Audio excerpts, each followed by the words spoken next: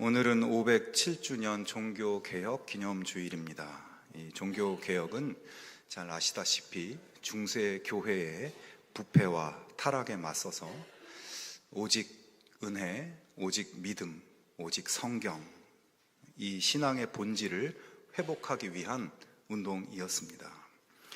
자, 여기서 중요한 것은 이 본질을 회복한다는 말입니다.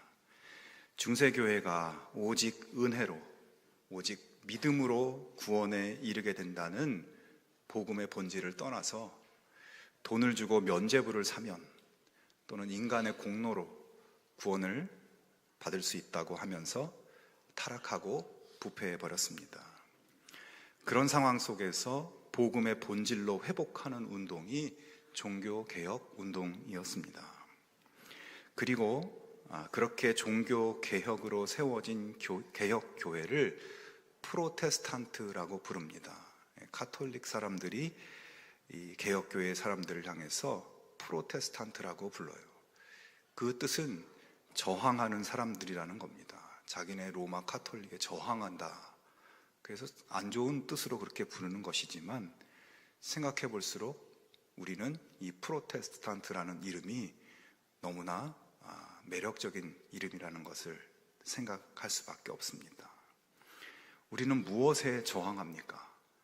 신앙의 본질이, 신앙과 복음의 본질에서 자꾸 멀어져 가려는 그 물결에 휩쓸리지 않고 거기에 뚝처럼 저항하는 것입니다. 성도 여러분, 우리가 속한 교회는 그렇게 본질을 회복하기 위해 저항하고 몸부림치는 그런 운동에서 시작된 교회입니다. 그러므로 종교개혁을 507년 전에 있었던 하나의 역사적 사건으로 보고 기념하고 그런 것이 아니라 지금도 우리의 교회, 또 우리 각자의 삶에서 나타나는 이 본질에서 멀어지도록 밀고 가는 이 물결에 저항하고 스스로 새롭게 하며 살아가는 것이 오늘 우리 교회의 성도의 모습인 것입니다. 여러분, 우리는 프로테스탄트입니다. 하나님 자녀인 내가 세상에 살면서 세상에 저항해야 할 부분, 본질로 돌아가야 할 부분, 이것을 다시 한번 돌아보고 또 결단할 수 있는 우리들이 될 수 있기를 축원합니다. 오늘의 본문 말씀은 야고보서의 핵심이고 주제의 말씀입니다. 이 말씀은 또한 오늘을 살아가는 신앙인들이 잊어버리기 쉬운 믿음의 본질을 날카롭게 제시해주는 말씀이죠. 이 말씀을 가지고 오늘의 프로테스탄트들인 우리가 저항할 것들, 그리고 회복해야 될 것들에 대해서 잠깐 나누어 보려고 합니다. 먼저 야고보는 1장 1절에서 하나님과 주 예수 그리스도의 종 야고보는 흩어져 있는 12지파에게 문안하노라 라고 인사하면서 교회들에게 쓰는 이 편지를 시작하고 있습니다. 여기서 야고보는 이 편지의 수신자가 흩어진 12지파라고 밝히고 있어요. 보통 12지파라고 하면 이스라엘의 12지파, 즉 이스라엘 민족을 의미하는 것으로 여겨지지만 오늘 이 야고보서가 이 말을 쓸 때는 이스라엘 민족을 의미하는 것이 아니라 박해로 인해서 흩어져 있는 초대교회 성도들을 의미하는 말입니다. 자, 예루살렘의 최초의 교회가 세워지고 얼마 지나지 않아서 교회에 대한 박해가 격렬하게 일어나기 시작했습니다. 그러는 가운데 스데반이 순교를 당하는 사건이 벌어졌습니다. 스데반의 순교를 계기로 교회는 더 심각한 박해에 시달리게 되었고 할 수 없이 성도들은 예루살렘을 떠나서 유대와 사마리아 땅으로 흩어지게 됐습니다. 어떤 성도들은 더 멀리 이방 나라까지, 이방 지역까지 흩어지게 됐습니다. 자, 교회가 시작된 지 얼마 되지 않았는데 시작되자마자 큰 어려움을 당하게 된 것이에요. 물론 이 흩어짐의 위기는 복음이 더 확장되는 그런 중요한 기회가 되긴 했지만 갑작스러운 핍박으로 인해서 흩어지게 된 성도들은 사실 굉장히 어려운 상황에 빠지게 된 것이죠. 그리고 이 당시의 성도들은 우리를 위해 죽으시고 부활하신 예수님을 믿으면 구원을 받는다는 이 새로운 은혜의 복음을 듣고 그 믿음을 시작해서 그 은혜의 감격함으로 교회 안에서 열심히 모이고 하나님을 예배하고 서로 교제하고 서로 섬기며 부족함을 채우고 본격적으로 주님의 말씀을 자세히 배우고 실천하는 어떤 성장의 과정 중에 있었습니다. 자, 그런 가운데 뜻하지 않는 박해를 당하게 돼서 흩어지게 되니 그들은 믿음의 기초는 배웠지만 아직 성숙에 이르지 못하고 있었고, 예수를 믿었지만 아직 그리스도인의 삶에 대해서 정립하지 못하고 있는 상황이었습니다. 사도 야고보는 그래서 미처 믿음의 성숙에 이르지 못한 흩어진 성도들에게 야고보서 이 편지를 통해서 복음 자체를 설명하기보다는 복음을 받아들인 성도들의 복음적인 삶, 믿음의 삶의 본질, 이것에 대해서 이야기하고 싶었던 것입니다. 그러면 여기서 먼저 야고보를 쓴 이 야고보라는 사람에 대해서 조금만 살펴보려고 합니다. 예수님의 제자 중에도 야고보가 있었습니다. 하지만 사도행전 12장에 보면 이 제자 야고보는 헤롯에게 순교를 당합니다.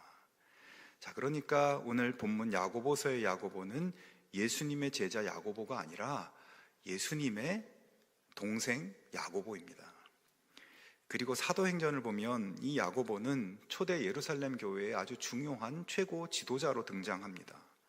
교회의 중요한 결정을 내릴 때 이 야고보가 주도적으로 회의를 이끄는 것을 볼 수 있습니다. 그래서 야고보는 당시 초대교회에서 굉장히 영향력이 있는 지도자였습니다. 자, 이처럼 야고보는 예수님의 친동생이었고 교회의 최고 지도자였습니다. 그러나 방금 읽은 1장 1절 말씀에 보면 야고보는 자신을 하나님과 주 예수 그리스도의 종 야고보라고 이렇게 소개를 하고 있어요. 자, 보통 사람 같으면 주 예수 그리스도의 친동생이며 교회의 최고 지도자인 것을 내세우면서 이 편지를 썼을 법합니다. 하지만 그는 그런 것을 전혀 드러내지 않고 하나님과 주 예수 그리스도의 종이라고 스스로를 밝히며 시작을 하고 있습니다. 사실 야고보는 처음에는 예수님을 믿지 않았습니다. 복음서에 보면 예수님의 이 육신의 가족들은 예수님이 자기가 메시아라고 이야기하면서 사람들을 몰고 다니는 것을 보면서 예수님을 미쳤다라고 생각했어요. 예수님을 미친 것이라고 여겼습니다. 이 가족들이요. 자, 그렇게 자기 형 예수님이 그리스도임을 믿지 않고 심지어 그를 미쳤다고 생각하기까지 했던 야고보가 어떻게 예수님을 믿게 되었을까요? 고린도전서 15장 7절에 보면 부활하신 예수님께서 이 야고보에게 보이셨다라는 말씀을 바울이 쓰고 있습니다. 즉 예수님이 그리스도의 심을 믿지 않던 야고보는 십자가에서 죽었다가 다시 살아나신 예수님을 만나고 그때부터 자기가 예수님을 믿지 않고 예수님이 미쳤다고 생각하고 예수님을 부끄럽게 생각하고 그랬었던 것을 뼈저리게 뉘우치며 겸허하게 주님을 증거하는 제자가 된 것입니다. 그래서 그는 주 예수 그리스도의 동생이며 교회의 최고 지도자라는 이러한 화려한 이력을 말하지 않고 하나님과 주 예수 그리스도의 종 야고보라고 밝히고 있습니다. 이런 야고보를 주님께서는 초대교회의 중요한 일꾼으로 사용하셨고 오늘 야고보서와 같은 귀한 말씀을 통해서 성도들의 믿음의 성숙을 이루도록 한 것이죠. 여러분, 이 야고보의 모습을 보면서 오늘 우리도 주님 앞에 죄인됨을 기억하고 그런 우리의 죄를 위해서 십자가 죽음을 대신 죽으신 주 예수님만을 자랑하고 주 예수님만을 드러내는 하나님의 자녀들이 될 수 있기를 주님의 이름으로 축원합니다. 여러분, 우리가 내세울 것은 오로지 주님뿐이고 우리는 주님을 섬기는 종이고 주님의 다스림과 명령의 말씀을 받아 일하는 종이라는 것, 이것이 우리가 내세울 바입니다. 교회 안에서도 자기 직분과 지위를 내세우고 직업을 내세우고 재물이나 유력한 사람과의 관계나 그런 것을 내세우고 교회 안에서 그러지 말아야 합니다. 세상에서 살면서 세상이 부여한 지위나 세상에서 성취한 무언가를 내세우며 사는 것이 아니라 오직 하나님의 자녀요 그리스도의 종이라는 것을 우리가 내세우며 살아갈 수 있어야 합니다. 그렇게 나는 주님의 종입니다. 겸손하게 우리가 주님을 의지할 때 주님께서 우리를 책임지시고 야고보처럼 주님의 일에 없어서는 안 될 그릇으로 우리들이 귀하게 쓰여질 수 있을 것입니다. 그런 은혜가 저와 여러분 우리 모두의 은혜로 주어지기를 주님의 이름으로 축원합니다. 이제 야고보 사도가 박해로 흩어진 성도들에게 믿음의 성숙에 이를 수 있도록 이 믿음의 본질에 대해 권면하는 말씀을 조금 나누려고 합니다. 첫 번째로 믿음은 시련을 통해서 성숙해지고 온전해지게 된다는 겁니다. 야고보서 1장 2절부터 4절 말씀을 한번 읽어보겠습니다. 나의 형제자매 여러분, 여러 가지 시험에 빠질 때에 그것을 더할 나위 없는 기쁨으로 생각하십시오. 여러분은 믿음의 시련이 인내를 낳는다는 것을 알고 있습니다.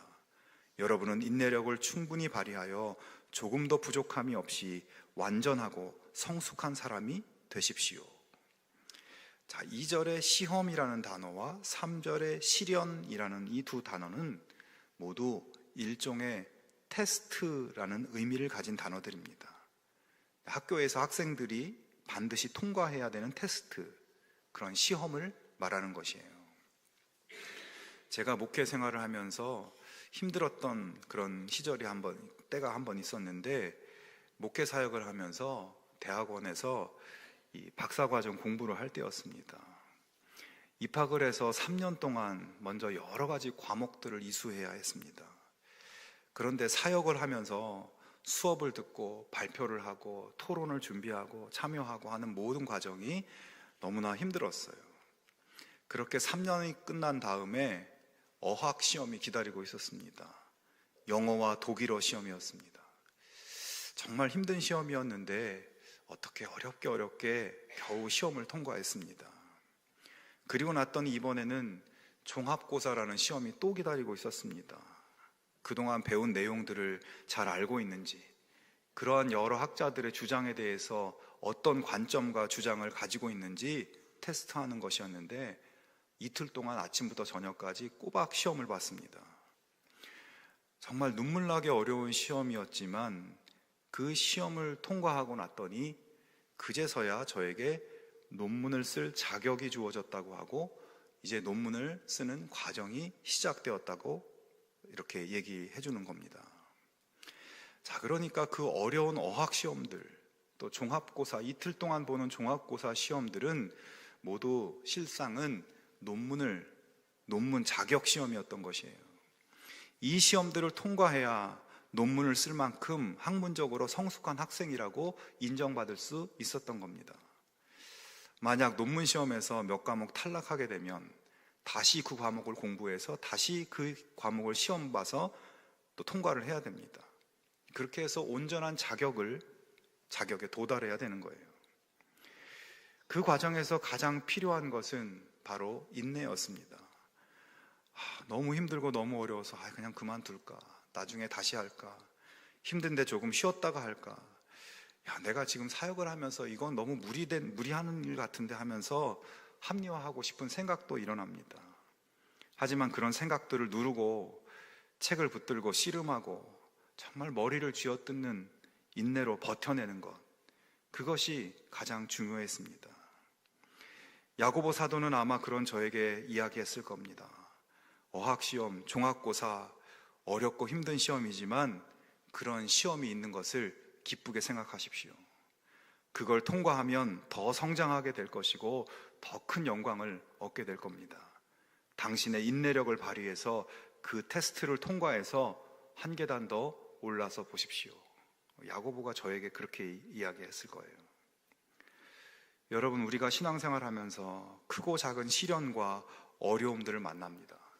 뜻하지 않는 위기가 찾아올 때도 있고 별것 아닌 거라고 생각했는데 심각한 문제로 변해서 닥쳐오는 것도 있습니다. 그런 경우 나에게 다가오는 것들을 오늘 이 야고보 말씀처럼 기회가 왔구나, 내가 더 성장하고 내가 더 나아질 기회가 왔구나 여기며 기대하는 마음, 기쁨의 마음, 여러분 우리가 그런 마음 가질 수 있기를 바랍니다. 물론 그런 시험들이 견디기 힘들게 사방에서 몰아닥치고 그렇게 올지 모르지만 여러분 방법은 하나밖에 없습니다. 인내하며 직면하는 것입니다. 어떤 일을 만나도 쓰러지지 않고 하나님이 지금 나와 함께 계시고 내가 지금 만난 시험을 하나님은 알고 계시고 도와줄 능력과 풀어낼 방법도 하나님이 가지고 계신다는 것을 믿고 하나님께 기도하면서 도움을 구하고 의지하고 버텨낼 때 마침내 우리는 한 단계 더 성장하고 한 단계 더 큰 은혜와 축복으로 나아갈 수 있는 것입니다. 어떤 환경 속에서도 믿음의 열심이 식지 않고 뜨겁게 더욱 주님을 사랑하면서 나아갈 수 있게 되는 것입니다. 여러분, 우리는 우리의 신앙생활의 결과를 이미 다 알고 있는 사람들입니다. 요즘 제가 영국 프리미어리그 토트넘 팀의 축구 경기를 자주 봅니다. 저하고 토트넘 팀하고는 아무 상관이 없지만 우리나라 손흥민 선수가 뛰니까 보게 되는데, 그런데 이 축구 경기가 항상 밤늦게 해요. 밤 11시, 새벽 1시, 4시 막 이렇게. 그래서 그렇게 밤늦게 하는 바람에 본방사수를 못하고 재방송을 보게 됩니다. 그러다 보니까 경기 결과를 이미 다 알고 손흥민 선수가 골을 넣는지 안 넣는지 다 아는 상태에서 경기를 봅니다. 여러분, 그렇게 볼 때 좋은 점이 딱 하나 있습니다. 경기에서 이긴 날에는 이미 이긴 것을 알고 있기 때문에 먼저 골을 먹어도, 그리고 지고 있어도 골을 먹을 위험한 순간이 와도 하나도 마음이 졸이지 않는 것입니다. 너무나 차분하게 경기를 볼 수 있다는 거예요. 어차피 이긴 경기니까. 여러분, 우리의 신앙생활이 그렇습니다. 시련이 오고 어려움이 와도 믿음으로, 기도로, 하나님을 의지함으로 인내하고 버티면 승리는 우리의 것입니다. 그렇게 정해져 있습니다. 그러니까 그런 것들에 마음 졸이지 말고, 두려워하지 말고, 울지도 말고 하나님의 도우심과 지혜와 능력을 구하며 인내함으로 나아갈 수 있기를 축원합니다. 우리는 이미 이기신 예수님의 승리를 우리도 반드시 누리게 될 것입니다. 두 번째로, 믿음은 행함으로 성숙해지고 온전해지게 된다는 것입니다. 2장 22절에 이런 말씀이 있습니다. 네가 보거니와 믿음이 그의 행함과 함께 일하고 행함으로 믿음이 온전하게 되었느니라. 또 24절에 보면 이로보건대 사람이 행함으로 의롭다 하심을 받고 믿음으로만은 아니니라, 이런 말씀을 해요. 자, 이 말씀들은 사실 로마서나 갈라디아서의 믿음으로 의롭다 하심을 받는다고 하는 바울의 가르침과 역행하는 것으로 보입니다. 로마서나 갈라디아서는 우리의 행함으로 하나님 앞에 의롭다함을 받을 사람이 없다고, 오직 십자가에서 우리의 죄를 담당하신 예수님을 믿음으로써만 의롭다함을 받을 수 있다고 가르칩니다. 즉 행함이 아니라 믿음으로 의롭다 여김을 받는다는 거예요. 자, 그런데 야고보서는 믿음만으로는 의롭다 하심을 받을 수 없다고, 믿음은 행함으로 온전하게 된다고 말씀합니다. 자, 같은 성경인데 왜 이렇게 다르게 이야기를 하는가, 이런 생각이 들죠. 그러나 여러분, 신약 성경이 쓰여질 때 이 헬라인들이 생각하는 믿음과 히브리인들이 생각하는 믿음은 의미가 조금 달랐습니다. 헬라인들은 머리로 남의 말에 동의하는 것을 믿음이라고 생각했어요. 자, 예를 들어서 누가 어떤 사람한테 좀 오래된 고물차를 보여주면서 이 차가 겉은 이래도 성능은 아주 좋습니다, 안전한 차입니다 라고 소개를 하면서 얘기했어요.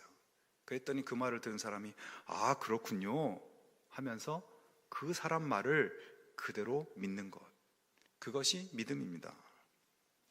자, 반면에 히브리인들은 남의 말에 머리로 동의할 뿐 아니라 행동까지 해야 믿음이라고 했습니다. 자, 무슨 말인가 하면, 자, 고물차를 보여줬어요. 이 고물차는 정말 이렇게 이래봬도 성능은 좋고 안전한 차입니다 라고 말한 사람의 말을 듣고 그 말을 믿는다면, 자, 이제 이 차로 부산까지 갑시다 할 때 전혀 불안해하지 않고 그 차를 탈 수 있어야, 그리고 그 차를 타야 믿는 것입니다.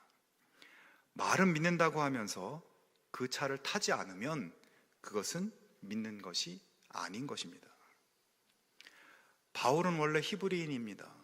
바울이 예수님을 믿으라고 할 때, 그리고 그 믿음으로 의롭다 여김을 받는다고 할 때, 그 속에는 예수님을 구주요, 예수님을 주님이요 이렇게 믿으면 말만 믿는 것이 아니라 당연히 예수님을 내 삶의 주인으로 섬기고 주인이신 예수님의 말씀에 그대로 순종하는 그런 믿음을 의미하는 것입니다.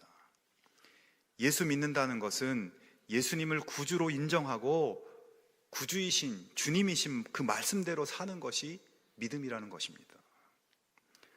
그런데 헬라인들은 예수님을 구주로 인정하기만 하면 그러면 믿음이 있는 거니까 예수님의 말씀에 순종하지 않아도 구원을 받는다는 그런 생각까지 했습니다.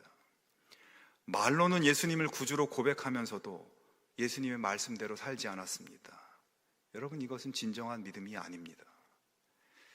그래서 야고보는 행위가 없는 믿음은 죽은 믿음이라고 하고 행위가 있는 믿음을 산 믿음이라고 했습니다. 바울이 말한 믿음도 당연히 행함이 있는 믿음입니다. 그의 모든 서신서의 말씀은 예수님을 구주로 믿는 믿음을 강조하고, 그리고 더불어서 항상 구주이신 예수님의 말씀대로 사는 믿음을 또한 함께 보여주고 있어요. 고물차를 보면서 그래, 이 고물차 진짜 안전하고 좋은 차라고 난 믿어 라고 하면서 나는 정작 그 차를 안 타려고 합니다. 그러면 믿는 게 아닙니다. 예수님을 나의 구주라고 믿어. 2000년 전에 이스라엘에 오신 예수님이 나를 위해서 십자가에 죽으시고 부활하신 것을 나는 믿어 라고 하면서 정작 예수님을 의지하지 않고 예수님이 말씀하신 대로 살지 않고 그냥 돈을 따라 쫓아다니며 살고 명예를 따라 힘을 따라 살면 예수님 믿는 것이 아니라는 말씀입니다. 나는 기도하면 된다고 믿어 라고 하면서 정작 기도를 안 합니다. 구별된 기도 시간도 없고 기도의 자리에 나오지도 않습니다. 말은 믿는다고 하지만 행동이 없고 실천이 없기 때문에 기도의 능력을 믿지 않는 것입니다. 나는 하나님 말씀에 순종하면 복을 주신다고 하신 말씀을 믿어 라고 하면서 말씀도 읽지 않고 듣지도 않고 적용하려고 노력하지도 않고 그냥 세상 사람들처럼 말씀과 상관없이 살아갑니다. 하나님의 축복의 약속을 믿지 않는 것입니다. 사랑하는 여러분, 믿음은 행함으로 온전케 된다는 것을 기억할 수 있기 바랍니다. 과수원에 사과나무가 있습니다. 나무가 아주 건강해 보여요. 나무의 줄기가 아주 윤기가 나고 굵고 튼튼하고 드러나 보이지는 않지만 그 뿌리도 아주 튼실하게 땅속 깊이 뿌리를 받고 나무를 지탱해주고 있을 겁니다. 가지와 이파리도 무성합니다. 이제 그 나무에서 곧 열릴 사과 열매가 너무나 기대됩니다. 과수원 주인은 사과나무가 시간이 지나면 그렇게 사과 열매가 맺힐 것을 기대하며 가꾸고 기다립니다. 지금은 열매가 맺힐 기미가 전혀 보이지 않아도 지금 이 사과나무 몸속에는 열매를 맺기 위한 작은 세포 하나하나들이 계속해서 움직이고 있다는 것을 알고 있습니다. 온전한 사과나무라면 때가 되면 당연히 사과를 맺습니다. 큰 사과든 작은 사과든 반드시 맺습니다. 그러나 시간이 되었는데도 열매가 없다면 그 사과나무는 온전한 사과나무가 아닌 것입니다. 우리가 모르는 병에 걸렸든지 벌레가 먹었든지 무언가 문제가 있는 거죠. 여러분, 믿음과 행위가 이런 것입니다. 온전한 믿음이란 행위라는 열매가 있는 믿음입니다. 우리의 마음에 복음의 씨앗이 심겨 뿌리가 내리고 줄기가 자라나고 아름다운 믿음의 나무가 있습니다. 그러나 예수님이 바라시는 믿음의 열매, 믿음의 행동이 없다면 그냥 겉만 번지르르한 나무일 뿐입니다. 온전한 나무라면 당연히 열매가 있어야 되는데 그렇지 않기 때문에 무언가 문제가 있는 나무죠. 쓸모없는 나무입니다. 장작으로밖에 못 쓸 나무가 되는 것입니다. 사랑하는 여러분, 우리의 믿음은, 나의 믿음은 온전한가 돌아볼 수 있기를 바랍니다. 머리로는, 말로는 믿는다고 하지만 삶으로는 실천과 행동이 없는 죽은 믿음. 백날 사도신경하고 신앙 고백을 하면 뭐합니까? 예수님이 내 인생의 주인이 아니라 내가 주인처럼 삽니다. 아니, 돈을 주인님으로 모시고 삽니다. 여러분, 백날 교회 다니면 뭐합니까? 일주일 내내 기도 한마디 드리지 못하고 말씀 한 줄 읽지 않고 주님을 위해서, 주님의 몸된 교회를 위해서, 복음을 위해서 손가락 하나 까딱하지 않고 자기 먹고 사는 일에만 분주하게 뛰어다니면서 사는 것, 껍데기뿐인 죽은 믿음일지 모릅니다. 여러분, 백날 말씀을 들으면 뭐합니까? 참, 그래, 오늘 목사님 말씀이 좋구나, 참 공감이 되고 은혜가 되네. 그러고서 그 말씀대로 살지 않고 자기 기준대로 살면 그저 의미 없는 시간 낭비일 뿐입니다. 예수님을 믿으면 반드시 믿음의 삶, 바른 삶을 배우고 실천해야 됩니다. 정말 온전한 믿음, 죽은 믿음이 아니라 살아있는 믿음, 행동의 열매로 하나님을 기쁘시게 하는 하나님의 백성들이 다 되실 수 있기를 주님의 이름으로 축원합니다. 여러분, 우리는 프로테스탄트, 우리는 저항하는 사람들입니다. 믿음의 본질에서 떠난 삶에 반기를 들고 거기에 저항하고 개혁하는 사람들입니다. 야고보를 통해서 주시는 이 시대에 우리가 회복해야 할 믿음의 본질로 여러분 돌아갈 수 있기를 축원합니다. 시련을 그냥 시련으로 보지 않고 거기 담긴 본질적인 의미를 생각할 수 있기를 바랍니다. 시련은 그냥 괴롭기만 한 것이 아니라 인내로 감당한다면 성장과 성숙과 기쁨과 영광으로 나아가게 해주는 것들입니다. 우리의 믿음의 본질은 머리로 동의하는 것이 아니라 몸으로 실천하는 것까지가 믿음입니다. 이런 믿음의 본질을 살아내는, 이것을 방해하는 마귀의 도전, 상황의 도전, 나 자신의 마음의 도전, 이 도전들을 저항하고 마침내 하나님이 기뻐하시는 놀라운 열매를 가득 맺히는 우리 모두가 되기를 주님의 이름으로 축원합니다.